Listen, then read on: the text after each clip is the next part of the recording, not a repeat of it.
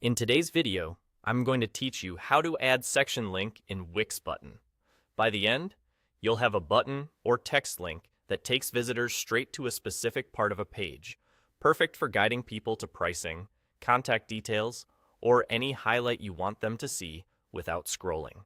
Start by clicking the button, text, or any element you want to turn into a link. When you select it, a small context menu appears right next to the element or in the settings panel.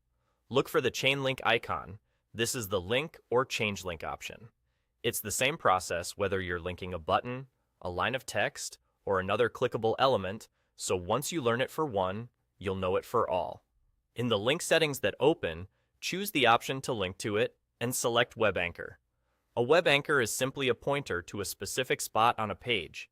In Wix, this can also appear as anchor or section depending on your editor version. But the idea is the same. You're directing the click to land at a particular section rather than just loading the top of a page. Next, choose the page where that section lives. You'll see a list of your site's pages, and you can pick the current page or any other page on your site. After selecting the page, choose the exact section you want your visitors to land on.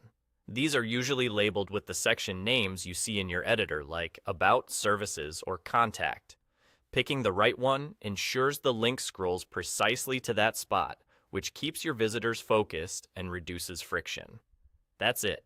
Your element is now set to jump directly to the chosen section.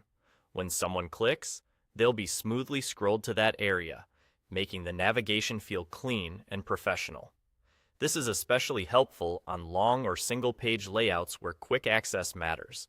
If your sections are clearly named in the editor, it's easier to select the right one here, and it helps you keep everything organized as your site grows. To recap, you click the element you want to link, open the link settings using the chain link icon, choose Web Anchor, select the page, and then pick the section you want to target. And there you go. That's all. With this simple setup, your site becomes more intuitive to use, and your most important content gets the attention it deserves.